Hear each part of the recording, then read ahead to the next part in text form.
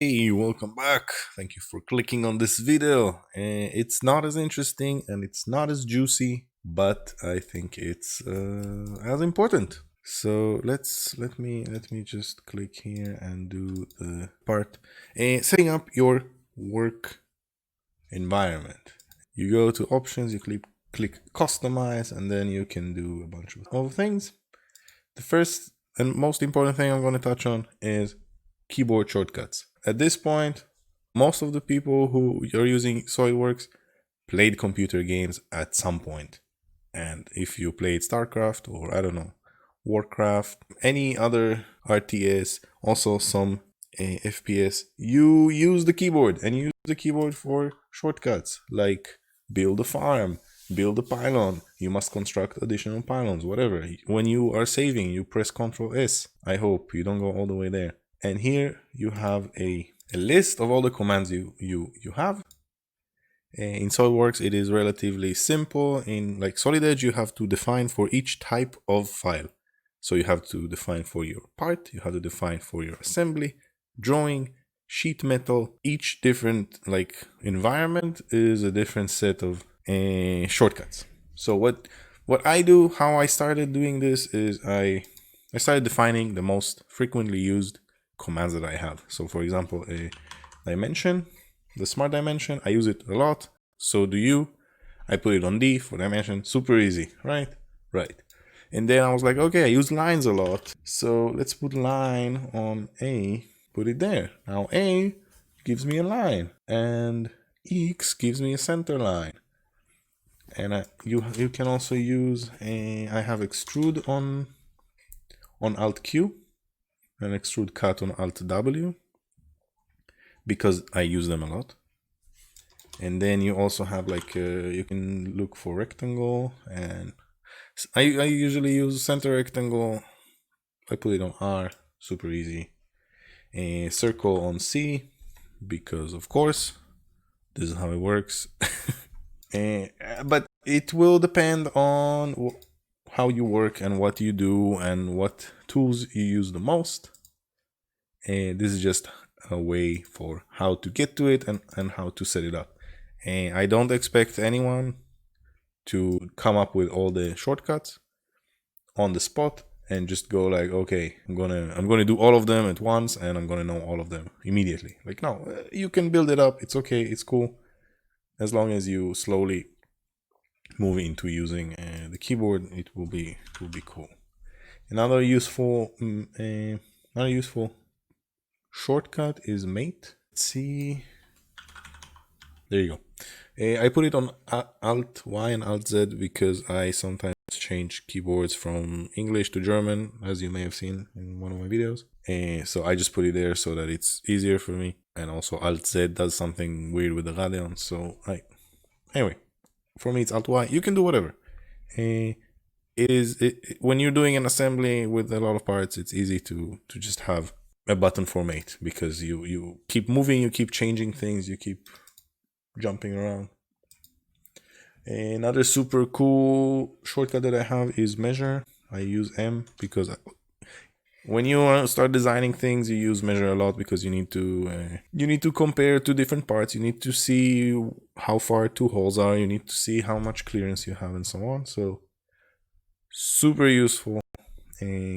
Also one of my most used shortcuts. What else? As far as setting up your features goes, you can click the right mouse button, I think, on anywhere you have a toolbar. A lot of people I know stopped using large icons here because they go here a lot and they click on it and they know what is where.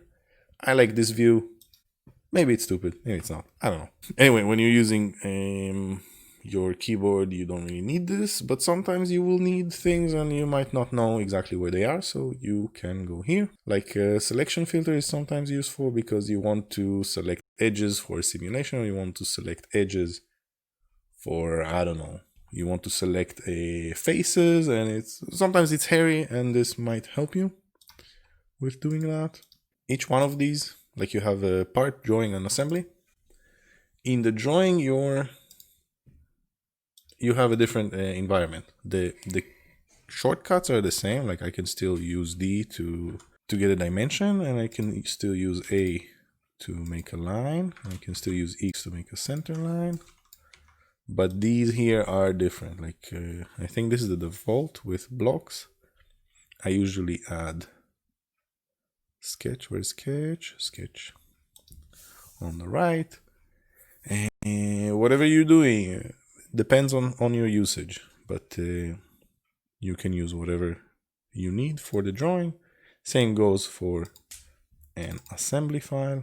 You will have a different environment here. Some, I don't know, for like for assembly, maybe it's useful to have a sketch or a 3D sketch. I don't see where it is. It used to exist.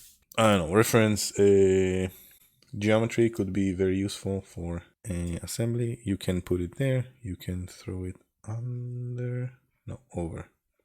You can move it around. Like you can personalize your workspace. It's good. It's fine. It's amazing. But then you're like, but I did all this work and now someone uninstalled my SolidWorks, or I need to move to a different computer. Then that's where you have export for your settings. Let me just find it real quick. Yes. Okay, you go here to the little arrow. You have save or restore settings. Then you get this window. You can restore, which is you have a file which you use to read the settings from, or you can save your own and be like, okay, I want to save it.